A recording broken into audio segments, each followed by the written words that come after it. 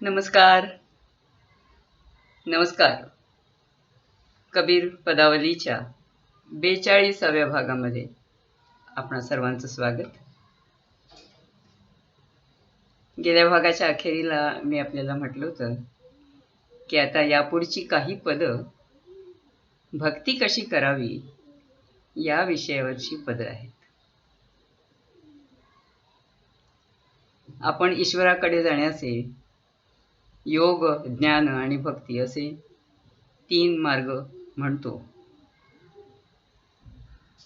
परंतु भक्ती या एकाच मार्गामध्ये योग आणि ज्ञानही समाहित असतात. भागवताच्या आरंभी आपण असं ऐकतो की महाभारत युद्धानंतर म्हणजे श्रीकृष्ण परमधामाला गेल्यानंतर कलियुगाचा आरंभ झाला आणि भक्ती अतिशय निरुपाय झाली.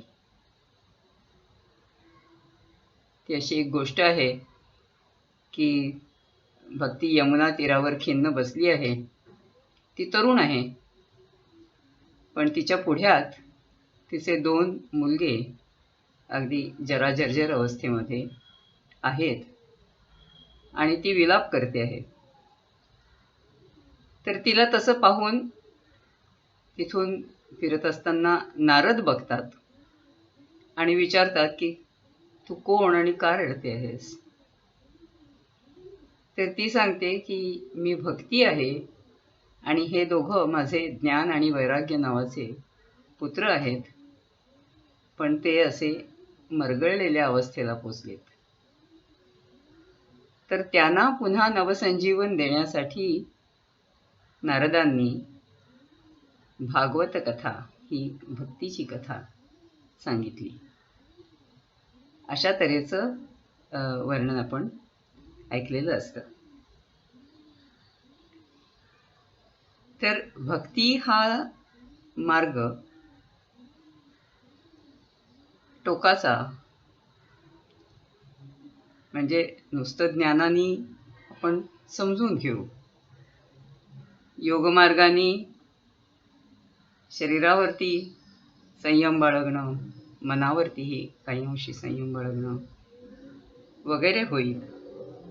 परंतु जोवर मनामध्ये खरा खरा मीतूपणा संपावा असा उत्कट भक्तिभाव उपजत नाही, तोवर माणसाची प्रगती होत नाही.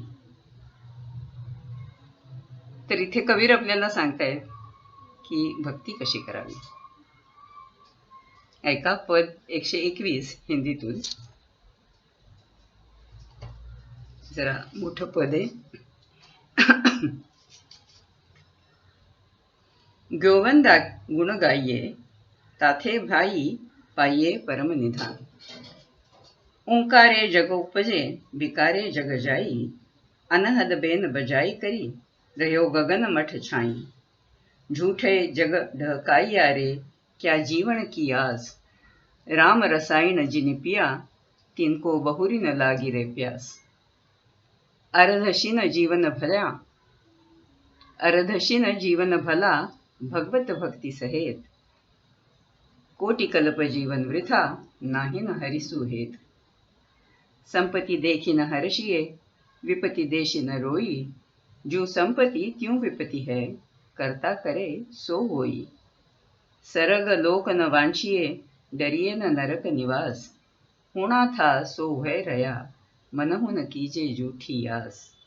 क्या जप क्या तप संजमा क्या तीर्थ व्रत स्नान. जो पे जुगति न जानिए भाव भगति भगवान. सुनी मंडल में सोधिले परम ज्योति पर काम. सुनी मंडल में सोधिले परम ज्योति प्रकाश. तहु आरूप नरेश है बिन फूल नि फूलो रे आकाश. कहे कबीर हरिगुण गाई ले सतसंगति हृदय में झारी. जो सेवग सेवा करे ता संगे रमे मुरारी.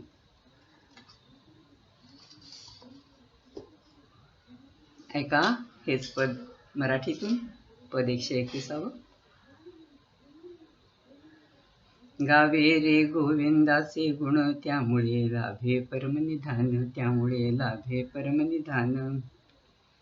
ओंकारातून जग उद्भवते, विकारात परिविलया जाते, गगनमठी अनहत नादाचे बीन भरून वाजते, गगनमठी अनहद नादाचे बीन भरून वाजते.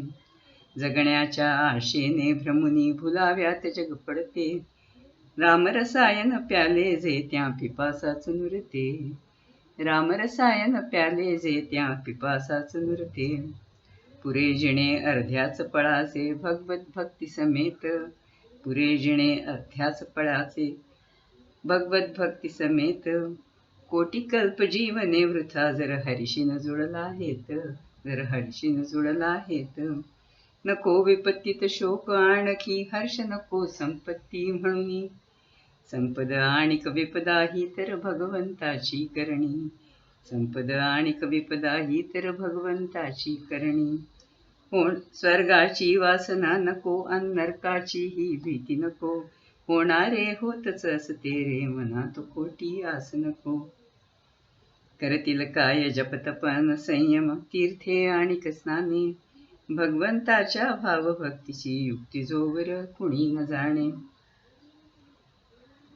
शून्य मंडळी शोध रे तू परमज्योती प्रकाश, रूपरेखना तिथे फुलांविण फुथे फुले आकाश. शून्य मंडळी शोध रे तू परमज्योती प्रकाश, रूपरेखना तेथे फुलांविण तिथे फुले आकाश. कबीर म्हणे गा हरी गुण गा, सत्संगतीच तू हृदयी धरी, सेवा करी त्या संगे रमतो खेळामध्ये मुरारी, सेवा करी त्या संगे रमतो खेळामध्ये मुरारी. इथलं सुख दुःख सगळंच खेळच आहे.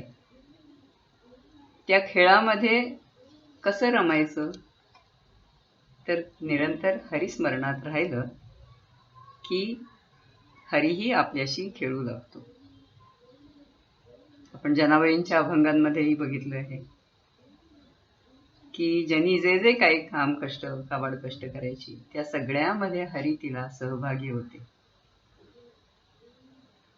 जग आकाराला येणं आणि विलयाला जाणं ही निव्वळ स्थित्यंतर आहेत. निराकार अनाहत नाद हेच एकमेव शाश्वत सत्य आहे. म्हणून माणसाने ऐहिकाची विवंचना सोडून द्यावी. संपत्ती विपत्ती हर्ष खेद स्वर्ग नरक या सगळ्या द्वंद्वांना आपली वासनाच कारणीभूत असते. या उलट ज्यांना भगवंताच्या भावभक्तीची युक्ती गवसते ते रामरसायन पितात आणि शून्य मंडळीचा परमज्योती प्रकाश अनुभवतात. एकमेव सत असं जे शाश्वत आहे त्यालाच हरिगुण असं कबीर इथे म्हणतात, किंवा गोविंदाचे गुण असं म्हणतात. आणि असं गुणगान, त्याचं अनन्य भावाने कीर्तन मनन चिंतन हीच देवाची खरी पूजा नमन सेवा आहे. अशी सेवा जो करेल तो आणि ईश्वर एकमेकात रममाण होतील. अशा सायुज्य पावलेल्या भक्ताच्या हृदयात जग ही ईश्वराची लीला क्रीडा आहे असाच भाव उपजेल आणि तो आनंद पावेल.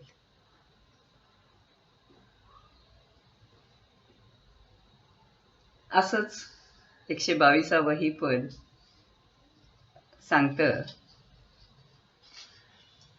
की कुठल्याही विधिविधानापेक्षा खऱ्या मनपूर्वक तन्मयतेने केलेलं नामस्मरणच कसं महत्वाचं आहे.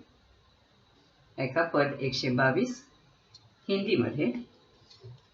मन रे हरि भजी हरि भजी हरि भजी भाई, जा दिन तेरो कोई नाही, ता दिन राम सहाई. तंत न जानो मंत न जानो, जानू सुंदर काया, मीर मलिक छत्रपति राजा, तेवी खाए माया. वेद न जानू भेद न जानू, जानू एक ही रामा, पंडित दिसी पछिवारा कीन्हा, सुख कीन्हो जिथ नामा. राजा अंबरीक कै कारणी, चक्र सुदर्शन जारे, दासे कबीर को ठाकुर, ऐसो भगत की सरन उबारे. दृष्टांत आहे राजा अंबरीशाचा शेवटच्या 2 ओळींमध्ये. ऐका मराठीतून पद 122. मनारे भज हरी हरी तू सतत, मनारे भज हरी हरी तू सतत, कुणी नसे त्या दिनीही लाभे रामाची संगत. तंत्र मंत्र ना उमजे, मज ठावे एक रूप सुंदर, मीर मलिक छत्रपती ही गडपे मायेचे उदर.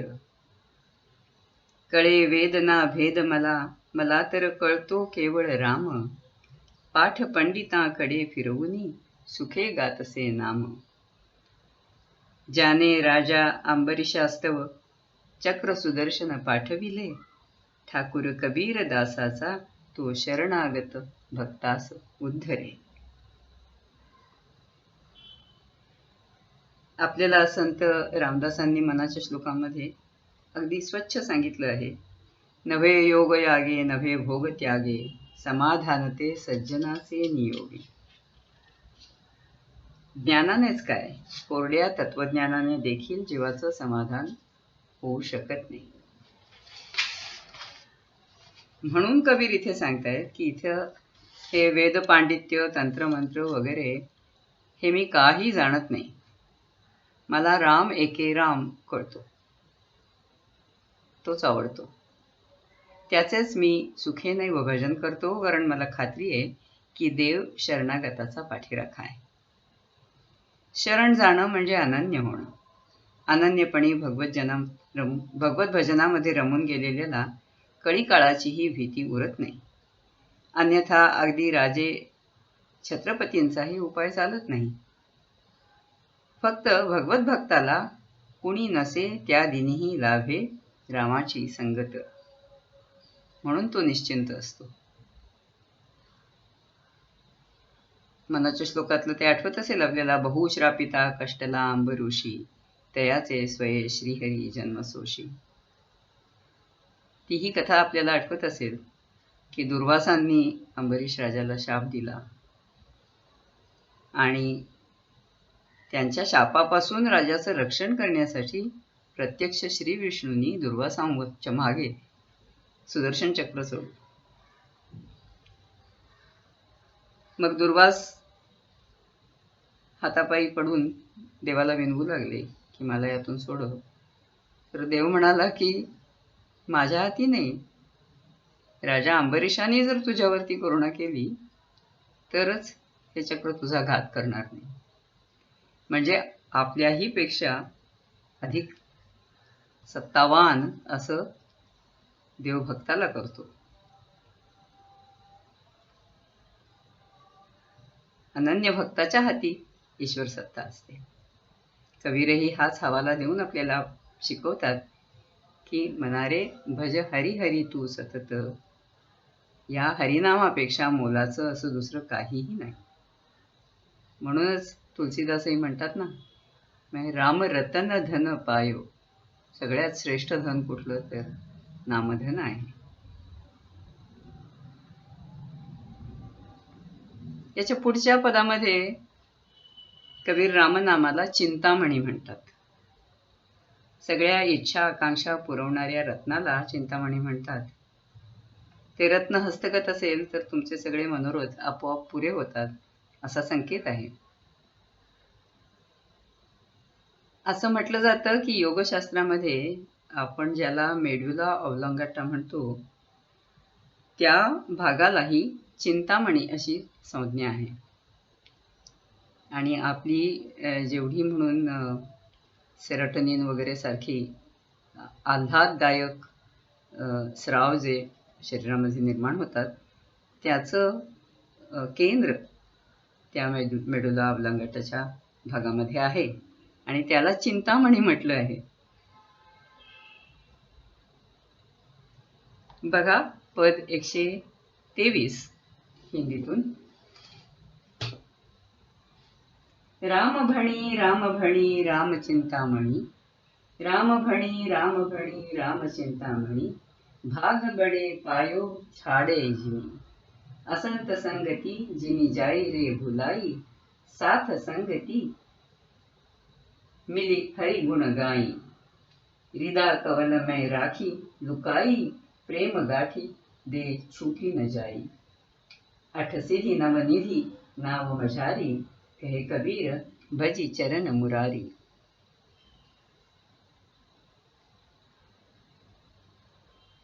राम राम बोला हो, राम राम बोला अहो हा रामच चिंतामणी, सारे सोडून तो मिळवित ते सद्भागीच धनी, ते सद्भागीच धनी, विसरून जाती संत असंत,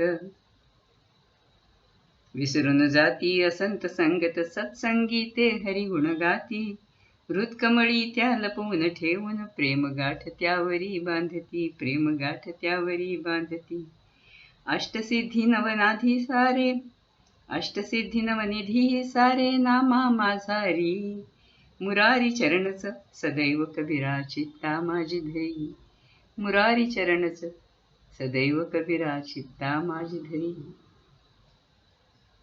या मुरारी शब्दाचाही एक विशेष अर्थ आहे।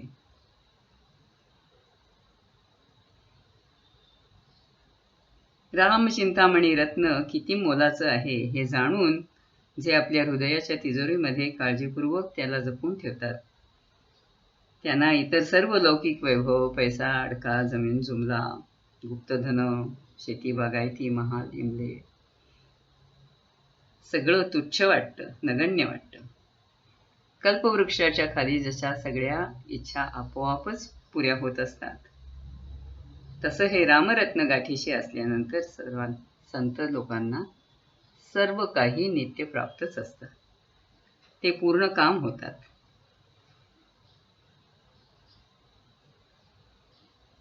म्हणून तर सीतामाईनी हनुमानांना वर दिला ना, की हनुमंताच्या भक्ताला देखील अष्टसिद्धी नवनिधी मिळतील, कारण हनुमंतांच्या हृदयामध्ये सदैव राम विराजत आहेत, तेव्हा त्यांच्या हृदयातच रत्नचिंतामणी आहे। हे जे मुरारी चरण असं म्हटलं आहे, त्या मुरार राक्षसाची पण अशी कथा सांगितली जाते की त्याला वर होता की त्याला कशाही पासून भीती वाटणार नाही असं, आणि त्यामुळे तो उन्मत्त झाला आणि उगाचच जगात विनाश करत सुटला। शेवटी सगळे देव त्याला शरण गेले, विष्णूला शरण गेले आणि म्हणाले की बाबा याच्यावर काहीतरी उपाय काढा असं। तर श्री विष्णू म्हणाले की मुरा, तुला कशाचीही भीती वाटत नाही? खरंच कशाचीही भीती वाटत नाही? तो म्हणला मुळीच नाही। चल मग आपण लढूया, आता तुला भीतीच नाही मग काय प्रश्न नाही, ये तू माझ्या समोर लढायला। तर तो आला पुढे आपली तलवार पाजरून। तर श्री विष्णू हसले आणि म्हणाले की मुरा, काय रे, तुझी छाती का धडधडते? तर तो म्हटला कुठे, असं म्हणून जो छातीवरती हात ठेवला तो त्याला हा वर होता की तो जिथे हात ठेवेल त्या गोष्टीचा विनाश होईल। तर हा जो अभिमान आहे आपल्या हृदयातला, त्याचं हरण करणारा तो मुरारी, अशी मुरारी या संज्ञेची कथा आहे। तर म्हणून अभिमान आपला देहाचा नष्ट करणारा जो परमेश्वर, त्याचं चिंतन करा, म्हणजे तुम्हाला सर्व रत्नचिंतामणी हस्तगत होतील। आज इथेच थांबूया। नमस्कार।